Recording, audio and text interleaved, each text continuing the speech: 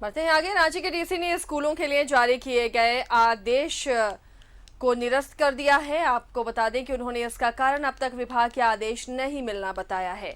स्कूलों के एक प्रतिनिधि मंडल ने आदेश निरस्त करने का अनुरोध किया था, जिसके बाद डीसी ने ये फैसला लिया है।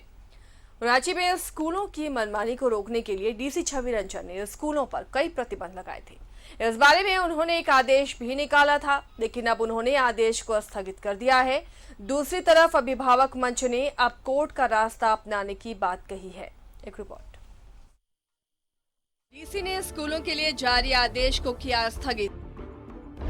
विभाग के आदेश नहीं मिलना बताया कारण। स्कूलों ने आदेश निरस्त करने का किया था अनुरोध। अभिभावक मंच अब अपनाएगा कोर्ट का रास्ता।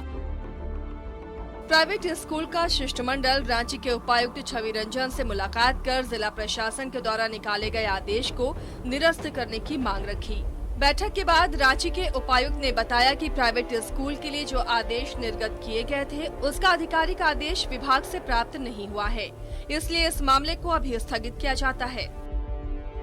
जो आदेश निकाला गया था वो 2021 में पिछले साल निदेशक माध्यमिक शिक्षा विभाग का जो आदेश था उसके आलोक में निकाला गया था और फिर शिक्षा विभाग से बातचीत की गई है और क्योंकि वहाँ से कोई मार्गदर्शन अभी तक आया नहीं है इस शैक्षणिक सत्र 21-22 के लिए, तो जो आदेश निकाला गया है उसको हम लोग विभाग को मार्गदर्शन के लिए भेजेंगे और जब तक वहाँ से एक स्पष्ट निर्देश नहीं आता है तब तक के लिए जो आदेश निकाला गया है उसको हम लोग अभी अबेयंस में रखेंगे, वो लागू।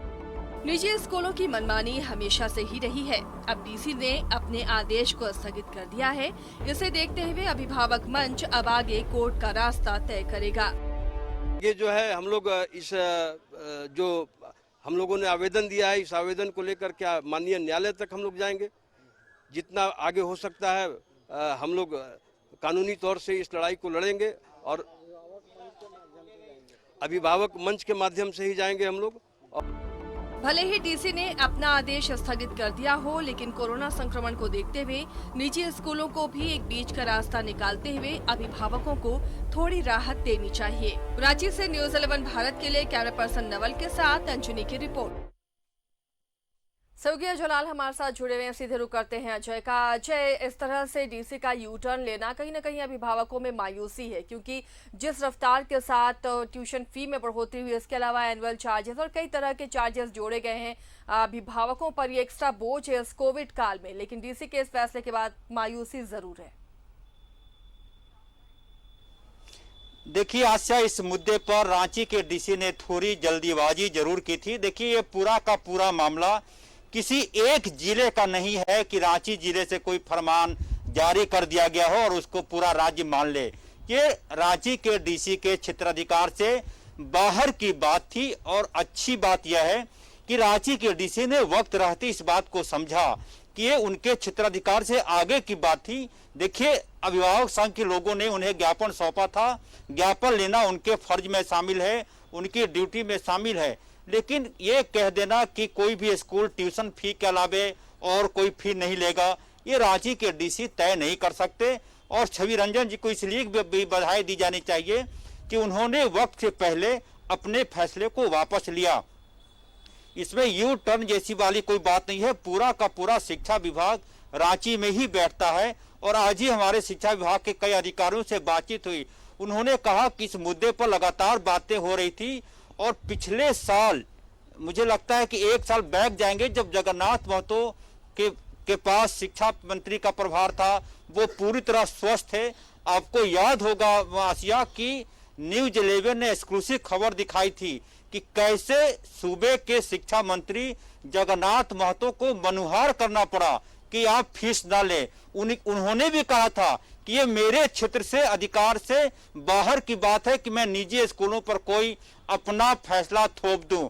उस वक्त काफी ज्यादा आवाज भी उठी थी कि कैसे सूबे के शिक्षा मंत्री अपने एक रिश्तेदार का फी देने के लिए वो गए थे अपने विधानसभा क्षेत्र में और पूरा का पूरा फीस उन्होंने जमा कर दिया था।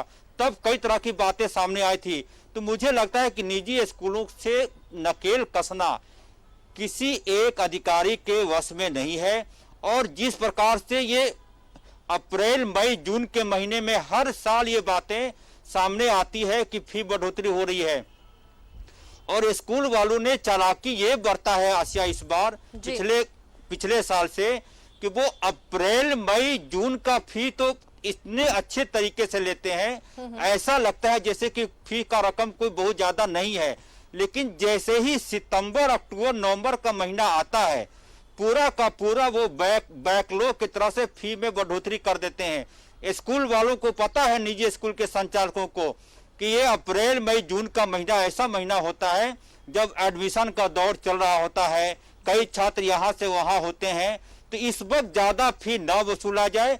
और जैसे ही 4-5 महीने का वक्त गुजरता है, एनुअल एग्जाम का वक्त जैसे ही नजदीक आने लगता है, स्कूल वाले अपने चार्ज को धीरे धीरे बढ़ाने शुरू कर देते हैं। तो देखना होगा। आज ही जगन्नाथ महतो से हमारी बातचीत हुई थी, उनसे हमने पूछा तो वो हंसने लगे कि देखते हैं क्या होता है, अभी मेरे पास शिक्षा विभाग का प्रभार नहीं है।